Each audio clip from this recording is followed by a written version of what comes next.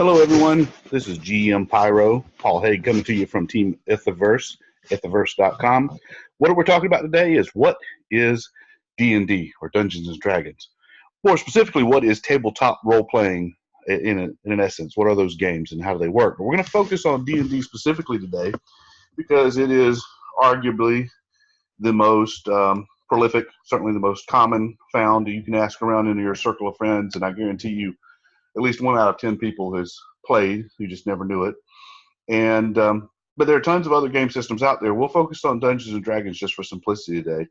And what is it about this game that makes it so hard to describe? I'm not going to teach you how to play the rules of the game. I'm going to give you a high-level overview in just a few minutes of what makes this different from other games. You can understand conceptually how it's played and whether or not it's something you want to try, which, of course, I highly encourage. So let's draw some correlations. In this game, we use dice. I'm sure you've played games with dice before. Granted, our game uses a lot of different dice, different shapes, different sizes, and a lot more numbers. But if you've rolled dice and read the number on top, then we've got step one out of the way. We also gather around a table, and we take our turns, and we play the game just like most other games where you sit around a table and take turns. So again, not much different than other games that you've played before. But there are some interesting differences. Let's see if we can get into those. I will say this. I'm willing to bet you have already done some role-playing. Now, you said, wait a minute, this video is not for someone who's played before, but someone new and trying to decide. Well, if you haven't played Dungeons and Dragons before, yes, but everyone has played some kind of role-playing game. Let me explain. So have you ever sat around a table, rolled dice, moved your token around the board, pretending to be a millionaire, trying to buy up as much property as possible so that you're more wealthy than anybody else in the game? If so, you've played a role-playing game. Your role was the role of a millionaire.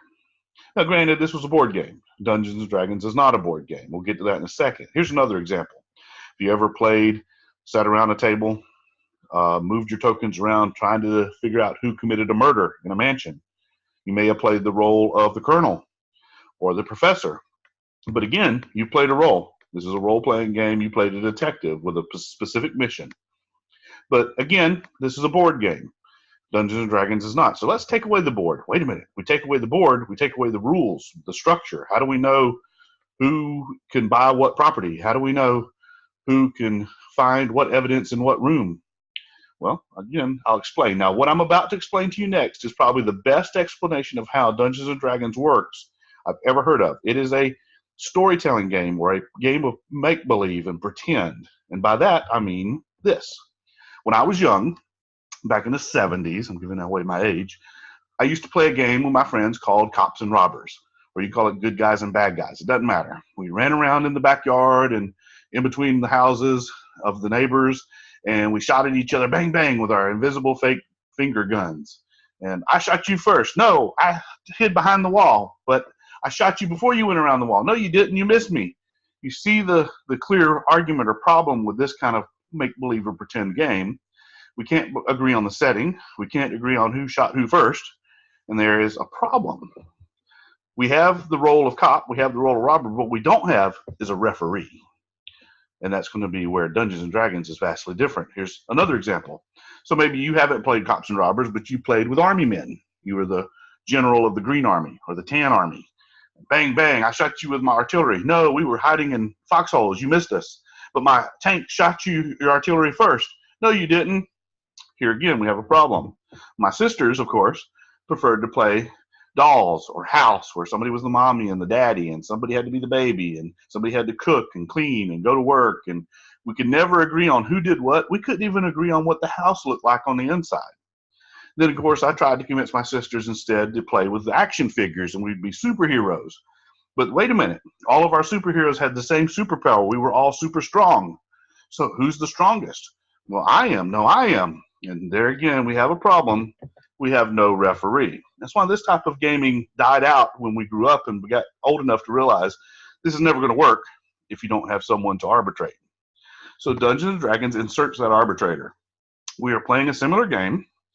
The game master, or GM as most games call it, the owners of Dungeons and Dragons have trademarked the word Dungeon Master or DM, but they're one and the same.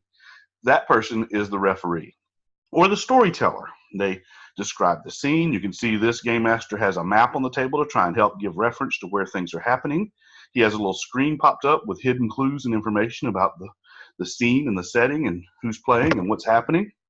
Each of the players around the table, since we're playing Dungeons and Dragons, are likely playing some kind of medieval fantasy role, such as a paladin or fighter or a knight, a witch, maybe a barbarian, a dwarf, an elf, all of them working together in a cooperative party or fellowship, just like the group that got together in the Lord of the Rings books or movies. They work together against the enemies, the monsters, and you'll see here the game master is the one playing the parts of the monsters or the enemies. So it is a cooperative role-playing game. You tell the story together, and you work together to accomplish a common goal. What kind of goal? What do you mean? Well, you might be exploring dangerous dungeons, trying to avoid the traps and the monsters. You might have to fight the enemies to get what you're looking for. And eventually, you'll find treasure. One of the other benefits of playing is that eventually your character levels up, just like in a lot of video games where you get to a certain point, you can improve their skills and their prowess, maybe their magical abilities. You can even play long enough that this character might become almost like a deity of some sort. It just depends on how long you play. But wait a minute, this still doesn't explain who goes first and what happens. Well, just like most games, we roll dice to determine who goes first. The game master will explain and describe the setting. So, let's say that your party has gathered together and working together to try and find an ancient artifact. You currently find your group on a desolate beach next to a vacant or a vast desert, but near to this mystical cavern. And just outside the cavern, you think you have found the artifact you're looking for, but just as you're about to approach, you notice that your group is being approached by a marauding army of evildoers trying to do you harm. So, player number one, you rolled the highest. What are you going to do? Well, this person might say, well, Dungeon Master, can you tell me more about the setting? Is there a way that I can get an advantage? I like to get up high. My character's a fighter, and he does really good if he has a height advantage on the enemy. Well, yes, player one, or you'd usually call the character by their name. But the point is, yes, you do have an option. There is a large, old, withered tree that is died, but it is a great point of advantage you can climb on. It's going to make it very difficult for your enemy to get to you. And this is where, again, dice come in. Some characters will be better at climbing on things than others. The wizard who spent their life reading spell books is not going to be very athletic. So they will roll dice and not have very many bonuses or advantages to add to the roll, and they might fail or fall. So this is how the game is played. Now, it's a great time to point out that how this differs from video games. Your video game may not let you do what just happened. You may not have the button combination to run and jump up on the terrain and climb. If you're in a bar scene having a bar fight, you want to swing from the chandelier, land on the stairwell railing, and slide down to catch your opponent by surprise. Can you do that in your video game? Maybe, maybe not. In Dungeons and Dragons, you can try to do anything that you can imagine. Again, it's a storytelling game. We're playing pretend. The Dungeon Master tells us what to roll, and the dice decide whether we succeed or fail. As an end result, we tell an epic story together. So you might even be trying to do something social as opposed to combat. You might be in a tavern trying to convince a group of travelers to let you go on their caravan with them for safety's sake. And a dialogue ensues that requires you to negotiate or intimidate them, perhaps. The point is, you get to play and tell the story, but people always ask, well, if you're working cooperatively, you're playing against the Dungeon Master, how do you win? What's the object of the game? And a lot of people will tell you, well, it's not that kind of game. There's no way to win. I think I disagree with that. When people ask me, how do you win this game? Or how do you succeed? I tell them, you survive. Your character is pitted against the Dungeon Master in a dangerous world with dangerous monsters and dangerous issues around every corner. I mean, how exciting would Lord of the Rings have been if the party never ran into any danger? Well, that's how it is now. The Dungeon Master is not the devil. They're not there to kill all your characters. Not many people are going to have very much fun if every time you play, your character dies. As a matter of fact, some of these games go on for weeks and weeks and weeks, where the characters continuously get better and better and better, and they band together to go on multiple quests over a long period of time. Some games you'll find in local comic stores that only last for a few hours, and then the characters are discarded, and the next week they play a different group of characters in a different scenario. Doesn't matter. But the point is, it's the role of the game master to make the game fun and exciting, not to necessarily defeat everyone else. So, how do I play? Last but not least, the best thing you can do is just show up. You don't need anything. Go to a comic book store, ask your friends. I guarantee you'll find someone who's played before, maybe even knows of a game.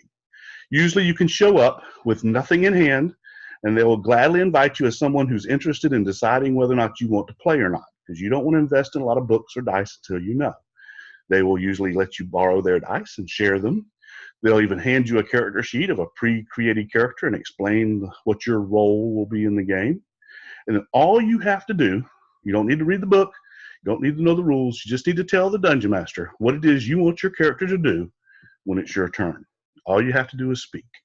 When you do that, he or she will tell you what you need to roll, if you need to roll anything, to determine the outcome of what you're attempting to get your character to do. And just like that, you will be part of a vast storytelling adventure unlike anything you've ever played before.